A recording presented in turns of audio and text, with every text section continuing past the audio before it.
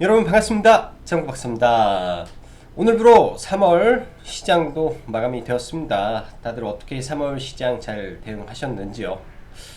1월 10일 이후부터 시작돼서 3월 말일까지 사실 삼성전자를 필두로 한 대부분의 시장 중심주들, 즉 2020년도 한 해를 주름 잡았던 시장의 대형주들이 상당히 어려운 시간을 보냈기 때문에 이런 대형주 투자를 하셨던 분들은 굉장히 좀 시장이 어렵고 답답한 느낌을 많이 받으셨을 거라고 생각을 합니다. 일단 4월달은 그러한 종목군들이 좀 많이 반등을 해줬으면 좋겠고요.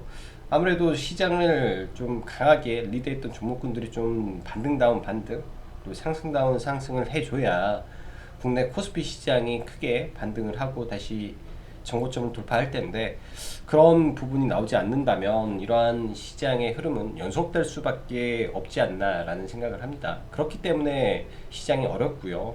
소형주 자체가 사실 묵직하지 않고 또 패션도 굉장히 짧은 순간 바뀌죠. 하루 이틀 강하게 강세를 보이다가 또 죽어버리고, 또 며칠 강세 보이다가 죽어버리고, 또 그런 모습을 많이 보이기 때문에 대부분의 개인 투자자들이 이런 부분을 대응하기가 참 어려운 부분이 많다라고 보여집니다. 이럴수록 기준을 잡아서 시장을 대응하셔야 되고요. 아무쪼록 3월 한 달 시장 대응하시느라 다들 수고 많으셨습니다. 4월은 돈 많이 버는 한 달 되길 기원하면서 시황 들어가도록 하죠. 자, 일단 해외 증시를 먼저 보면 이 바이든 인프라 투자 발표 동시에 증세안도 오늘 밤에 발표가 되죠. 그러한 연유로 해외 증시도 굉장한 경계감 속에서 일단 전일 밤에 마감이 됐다라고 보여집니다. 낙폭을 많이 축소하고 마감이 됐죠. 나스닥 전일 이런 구간에서는 이 블록딜에 대한 우려와 플러스로 국채 금리가 이 구간에도 1.77까지 상승을 하면서 금리 상승과 블록딜의 우려 등이 겹치면서 나스닥이 좀 많이 빠졌었는데, 그래도 전일 다행스럽게 이런 부분의 낙폭을 많이 축소하고 상승을 해줬다라고 보여집니다. 일단 오늘 밤 지켜보기는 해야 되겠지만 미국 시장도 국내 시장도 다 마찬가지입니다. 이 증세에 대한 부분을 상당히 우려하고 있고 두려워하고 있죠. 이미 국내 증시는 이런 부분을 약간이나마 선반영했을 걸로 생각이 되고, 그런 부분 때문에 오늘 경계 매물도 많이 나왔을 거라고 생각이 들어요. 모든 악재라는 게 저는 그렇게 생각을 합니다. 누구나 아는 악재는 사실 시장의 파급력이 적고 파급력이 그렇게 크지는 않을 거예요. 근데 우리가 생각지도 못했던 돌발 악재가 시장의 트리거를 만들게 된다면 그런 악재들은 굉장히 크게 작용을 하겠죠. 지난 2월달, 3월달 초반에 보면은 국채금리가 갑작스럽게 좀 올라오니까 굉장히 큰 발작을 했는데, 지금 보면 국채금리가 거의 1.8까지 다다랐음에도 불구하고 더 이상 그렇게 크게 반영을 하고 있지 않습니다. 얼마 전 처음 앨런 미 재무장관이 발표를 했을 때 이 증세 카드에 대한 이야기를 말했죠. 그 당시에 나스닥 2% 이상 급락을 했고요. 국내 증시도 소폭 영향을 받았었는데, 이런 부분이 이미 누적된다면 내일 제한적인 흐름에서 끝나지 않을까라고 생각을 합니다. 반대로 이 인프라 투자 관련해서도 똑같은 개념이죠. 그동안 시장을 지탱했던 거는 미국의 인프라 투자에 대한 기대감이 또 시장을 끌어왔어요. 그래서 이 기대감 또한 동시에 소멸되는 그런 하루가 될 거다라고 보여집니다. 아마 새로운 4월달이 시작이 되면 또 하나의 뭔가의 시장의 주도주라든지 흐름이 바뀔 수도 있는 구간이기 때문에, 사실 오늘 같은 날은 어제도 예고해 드렸다시피 정강 후약 가능성이 굉장히 높았던 하루고, 오늘은 나름 조심을 해서 시장을 바라봤어야 되는 하루였다라고 미리 언급을 드렸죠. 저희도 오늘 어제 끌고 왔던 몇몇 종목에 대해서 차익 실현을 하고 시장에 돈이 흐르는 섹터 내에서 한두 종목 정도만 매매를 했을 뿐 거의 매매를 크게 하진 않았습니다. 그만큼 시장 오늘 어려웠고요. 지속적인 이 프로그램 매도가 동시에 나오고 또 선물 시장, 즉 파생 시장에서 흐름이 그렇게 썩 좋은 모습이 아니었기 때문에 파생 시장을 뭐 대충 바라보면 이거 말고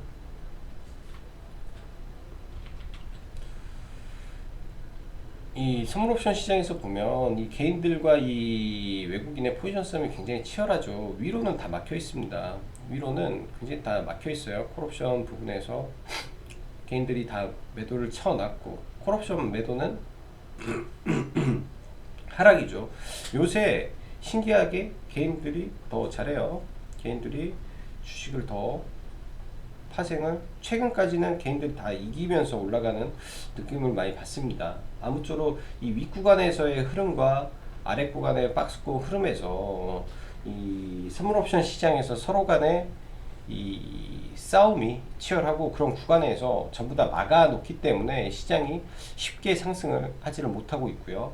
아마 내일이 위클리 옵션 만기일이기 때문에 아마 내일 종가에 청산되는 흐름을 본다면 4월달 증시의 방향을 얼추 좀 읽어내지 않을까라는 생각을 합니다. 오늘까지는 일단은 뭐 시장 관망의 기조로 보고, 어제 올라갔던 구간에서 그리고 오늘 구간에서 차익 실현을 좀 하면서 현금 확보를 했으면 저는 참 좋았던 하루였다라고 생각을 해요. 자, 국내 지수를 한번 놓고 보면 지금 보고 있는 게 이 소형주 차트입니다. 네. 시황에서도 제가 이렇게 적어 놓은 것처럼 우선 대형 이벤트가 있었던 증시 좀 힘들었다라고 말씀드렸고, 이 파생 시장의 영향으로 인해서 대형주가 완전히 올라가지 못하고 죽을 쓰고 있는 상황인데, 이러한 구조적인 문제 속에 대형주 지수는 박살이 나는데 최근에 계속 소형주 위주로 지금 시장을 끌고 가고 있죠. 소형주 지수와 코스피 지수를 보면 완전히 달라요. 코스피 소형주는 완전히 하늘까지 날아가고 있는데 코스피 대형주는 굉장히 힘들죠. 네, 굉장히 힘들죠. 자, 보면은 그간 코스피 대형주는 어마어마한 상승을 했고, 코스피 소형주는 상승을 했어도 코스피 대형주만큼 올라간 모습이 없었기 때문에 그런 부분에서 오는 이 간극의 축소 정도로 봐야 되지 않나라고 생각을 합니다. 코스피 대형주의 상승을 보면 이제 코스피 소형주는 이 직전 고점까지 뿐이 못 왔죠. 그래서 코스피 소형주 섹터에 포함이 되어 있는 종목군들을 최대한 주말 사이에 찾아서 이쪽에 집중을 해볼 필요도 있을 거로 생각이 됩니다. 물론 코스피 소형주도 굉장히 많이 올라왔어요. 바닥권에서 굉장히 많이 올라왔는데 코스피 소형주도 이제는 돌파할 구간이다 라고 보여지죠. 코스피 소형주가 반대로 훨씬 많이 빠졌었기 때문에, 대형주보다 훨씬 많이 빠졌기 때문에 이제 직전 고점 구간뿐이 안 왔다라고 보면 코스피 소형주 안에 답이 있을 수도 있을 겁니다. 시장에서, 그러니까 코스피 안에서 소형주 안에 답이 있을 수도 있다. 대신 이 소형주라는 게 굉장히 널뛰기를 많이 하기 때문에 그런 부분이 좀 어려운 거고요. 즉 이제는 대형주 시장은 당분간도 좀 어려운 시장의 연속이다 라는 말씀을 좀 드리고 싶네요. 자, 이어서 자, 오늘 시장, 어제 시장의 중심주였던 이 두나무 나스닥 상장 관련 이슈가 조금 더 이어지면서 장 초반에 갭 두고 좀 약세를 보였는데 하나투자증권이 굉장히 또 거래를 터뜨리면서 오늘은 대장주가 좀 바뀌었죠. 그간 좀 덜 올라갔기 때문에 하나투자증권이 좀 올라갔고요. 개인적으로는 하나투자증권을 증권을 조금 매매를 해서 수익 실현을 오전에 좀 했습니다. 그렇게 이 윗구간까지 먹었으면 좋았을 텐데 개인적으로는 이 구간에 들어가서 이 윗구간에 매도를 하면서 좀 마무리가 됐네요. 그래도 한 5% 정도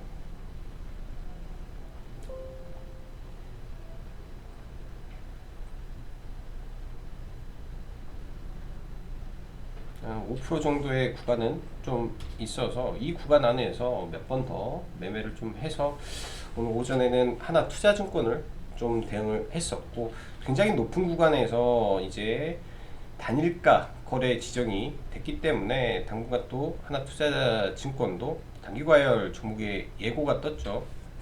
그래서 단기 조정이 좀 진행되지 않을까라고 생각이 됩니다. 그 밖에 최근 이 오세훈 관련해서 처음에 3표 시멘트가 좀 상승을 하고 요 며칠 성신, 양회 등 종목군들이 굉장히 강했죠. 오늘은 이런 부분에서 이 얼마 전에 사실 나왔던 내용인데 사실 무심코 지나갔던 내용 중에 하나예요.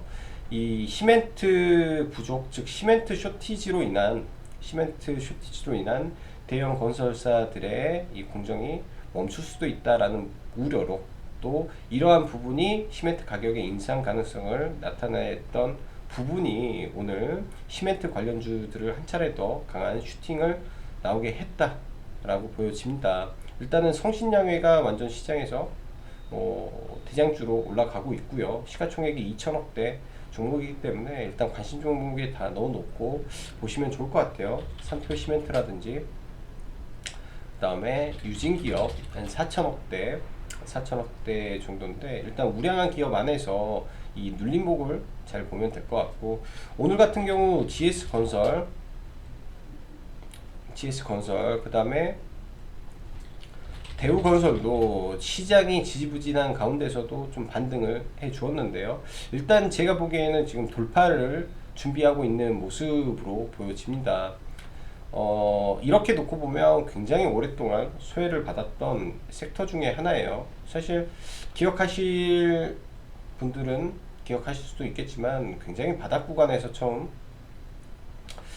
대우건설을 들어가서 굉장히 이 발목 언저리에서 다 팔았죠. 이 구간에서 다 팔았기 때문에 굉장히 발바닥에서 잡아서 이런 거에 다 팔았는데 굉장히 크게 급등을 했던 종목 중에 하나입니다. 대우건설이라든지 GS건설 전부 다 아파트 건설을 하는 고급 브랜드죠. 자이와 프로지오 섹터기 때문에 지금 LH 사태로 인한 이 부동산 이슈가 일파만파 커지고 있는 가운데서 지금 올라오는 정책의 시발점일 수도 있다라고 보여집니다. 대형주라 좀 조정도 받을 수도 있겠지만 시장의 방향은 이미 바뀌었다라고 좀 보여집니다. 그래서 대우건설과 GS건설 건설주 탑픽으로 좀 선택해서 놓으면 좋을 것 같고요.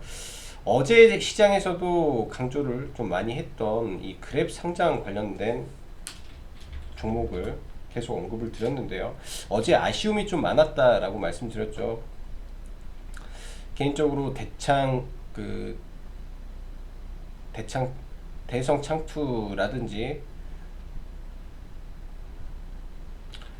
대성창투라든지 사실 3월 31일 오늘 크래프톤의 이 주주총회가 있기 때문에 이러한 기대감으로 어제 오를 수 있는 섹터가 크래프톤이었고 그 다음에 수준에 갈 수 있는 게 그랩이었는데 사실 마켓컬리에서 빵 터지고 두나무에서 빵 터지는 바람에 전혀 어제는 좀 많이 소외가 됐었습니다. 좀 아쉬웠던 부분이었고요. 어제는 근데 어제 저희가 21,000원 장 마감에 21,000원에 이렇게 매수가 좀 됐죠. 여기서부터 이렇게 제가 매수가 돼서 이 위로 이렇게 일부 물량을 매도를 하고 나머지는 좀 들고 가보려고 합니다. 그랩 관련해서 똑같습니다. 투자 아이디어는 일단은 굉장히 많은 매물대가 존재하는 구간이 이 구간이 존재를 하죠. 이때 개파락을 하면서 얼마나 많은 사람들이 이 구간에서 손절을 안 하고 있다가 반등을 생각하고 들어온 사람도 있었을 거고 여기서 물렸는데 여기서 반등 나오면 빠져나가야지 하다가 개파락 떨어져서 손절 못했던 물량도 많을 거라고 생각을 해요. 이런 사람들의 물량 소화를 잘 해준다면 이 종목이 여기에서 아일랜드 갭을 치고 한 차례 더 강하게 뜰 수도 있고요.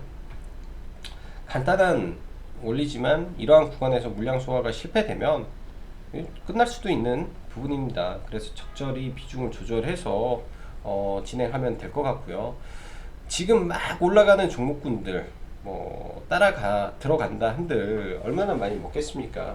그거는 전문 트레이더가 할 목이에요. 전문 트레이더가 하고 단타 잘 하시는 분들이 그 안에서 매매를 잘 하면 되는 거고요. 오늘 또 카카오뱅크 관련 주로 예스24도 중요한 구간에서 반등을 했죠. 일단 예스24 같은 경우는 이 쌍바닥 구간이 일단은 나왔습니다. 의미 있는 지지 구간이 나왔기 때문에 이런 구간들에서 앞으로 차트를 어떻게 만들어 가냐. 횡보가 만약에 길면 길수록, 이 횡보의 길이가 길면 길수록 더 큰 상승도 나올 수 있기 때문에 카카오뱅크는 올해 하반기 준비되어 있는 또 가장 큰 대우 중에 하나입니다. 굉장히 큰 이 거래 대금이 터졌는데 여기서 다 물량을 정리했다? 잘 모르겠어요. 뭐 정리도 했을 수도 있겠지만 만약에 또 시간을 거슬러 가서 이게 하나의 매집이면 또 굉장히 큰 상승 강도도 나올 수 있습니다. 시가총액 기준이 고작 2,600억 분이 안 되기 때문에 충분히 가능성은 있을 거라고 생각을 하고요. 그래서 나중에 밀리면 뭐 나는 어느 선부터 분할 매수를 하겠다라는 계획을 가지고 좀 봐보면 좋을 것 같다라는 섹터 중에 하나죠. 자, 그 밖에 정치 테마주가 오늘 희비가 좀 엇갈렸는데요. 일단 뭐 윤석열 관련주 중에 부방이라는 종목은 사실 그나마 괜찮았어요. 부방이라는 종목은 전일 이제 강하게 상한가가 후발로 올라갔기 때문에 오늘 추가적인 상승을 보였는데 그 외에 대부분의 윤석열 관련주는 시작하면서 급락 출발을 하죠. 시작하면서 급락 출발을 하고 매물이 빠져나갔고 반대로 ATTN이 장 초반부터 굉장히 또 빠르게 올라갑니다.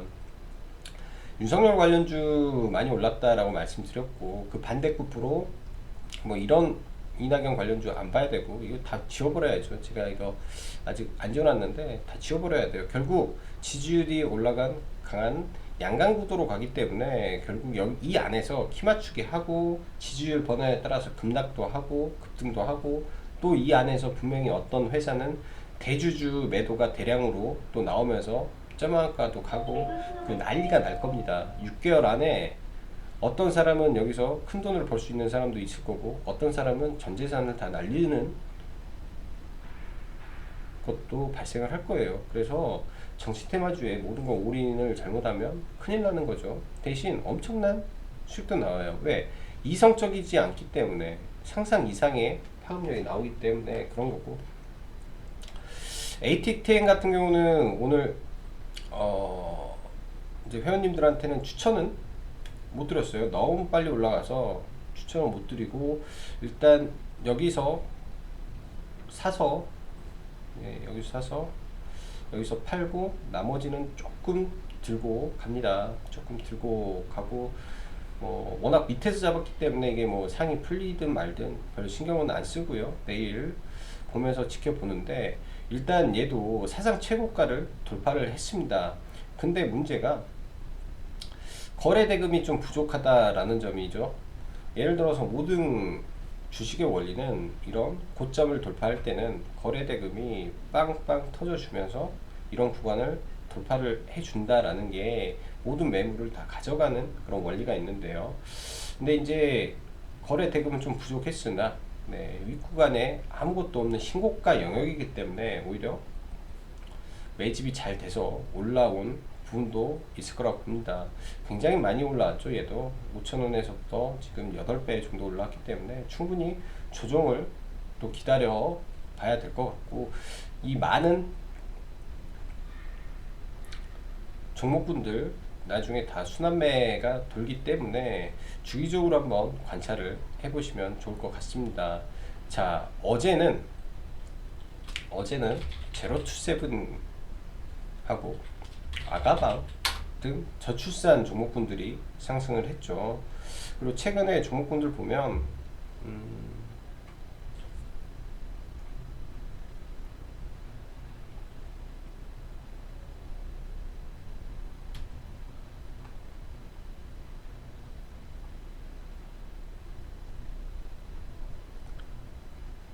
종목군들 보면 이 정책주가 많이 돕니다. 부동산 관련, 그 다음에 저출산. 이제 뭐가 있을까요? 일자리도 잘 봐야죠. 오늘 제가 볼 때는 일자리는 윌비스, 에스코넥 딱 두 종목만 보면 될 것 같고요. 오늘 에스코넥을 사실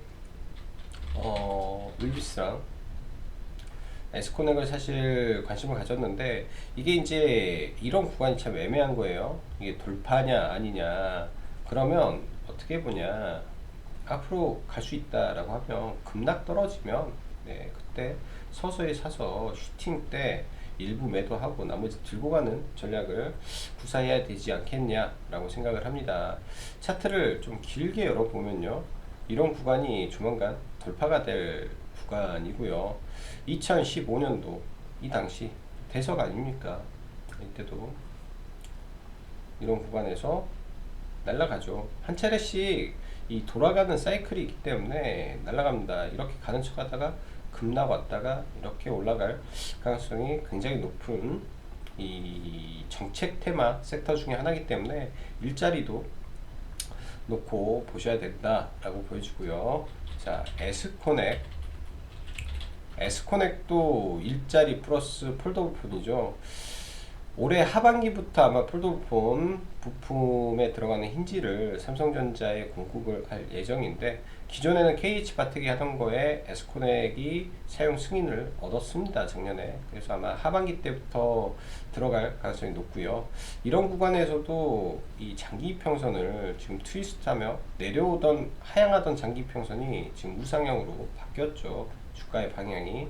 그리고 300일선 내려오는 장기평선의 흐름이 이 몇 번의 트위스트로 지금 바뀌었습니다. 바뀐 구간에서 윗꼬리 이게 다 매물이라면, 이런 구간에서 눌림대에서 이 위에를 바라보는 매매를 해 보셔도 될 거라고 보여져요. 결국 이 정치 테마라는 게, 다시 말씀드리지만,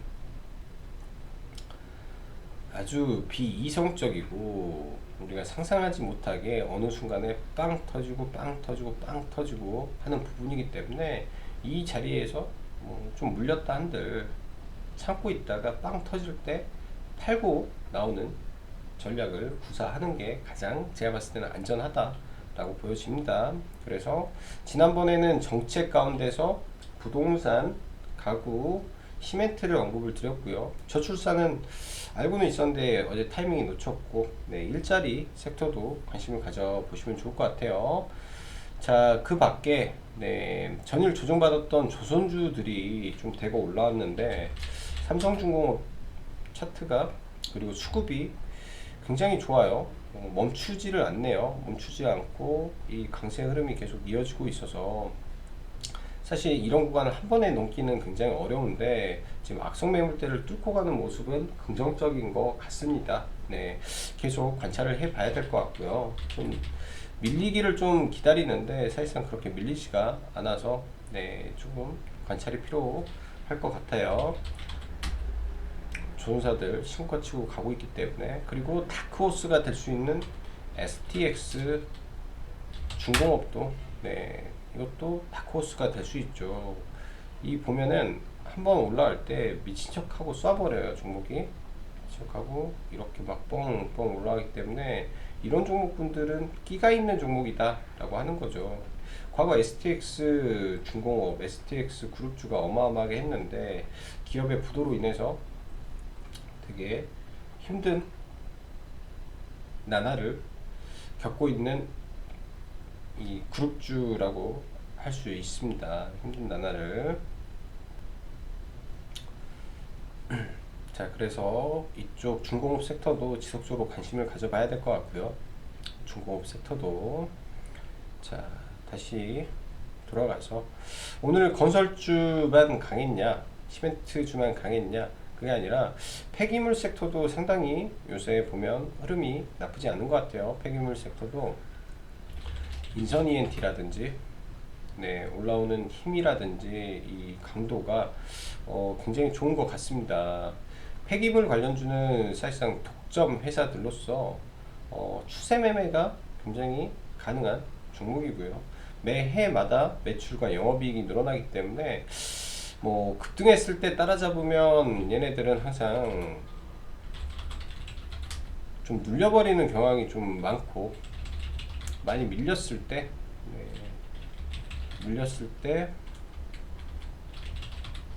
관심을 갖는 게 좋다라고 보여집니다. 자, 마지막으로 오늘 두 가지 오후장에 중심주가 좀 있었는데요. 삼성의 NFT 관련 기업 투자 이슈로 뭐 갤럭시 아몬이나 M게임이 한 번 더 올랐고, 또 삼성이 테슬라에 납품한다라는 이슈가 있었죠. LED 램프를 독점 납품한다라는 이슈가 있으면서 갑작스럽게 오디텍이 그런 거를 삼성에 독점 납품하고 있다. 즉 오디텍의 제품을 가져다가 삼성이 테슬라에 납품한다라고 저는 해석이 됐어요. 그래서 오후장에 좀 강하게 시작해서 좀 상한가를 갔던 종목이 오늘 뭐 물론 갤럭시아 머니도 갔고 에이텍 TM도 갔으나 전부 다 상이 풀렸던 모습인데 비교적 강하게 상한가에 들어갔기 때문에 이런 종목이 만약 또 내일 이런 매물대가 있죠. 매물대가 존재하기 때문에 이런 구간에서 아마 맞고 떨어질 거예요. 그럼 돌파 구간에서 또 단기 매매의 흐름이 또 나올 수도 있습니다. 모멘텀이 그렇게 나빠 보이는 종목이 아니기 때문에 이런 구간에서 볼 수도 있고요. 저도 이걸 좀 늦게 봐서 상따를 들어간다라고 좀 들어갔는데 좀 늦게 봐서 아주 위에서 잡았네요. 거의 꼭지에서 잡았다가 추가 매수해서 매도하고 일부 물량 좀 가져가고 있습니다. 이거는 물량 가지고 있기 때문에 한번 언급을 드리고요.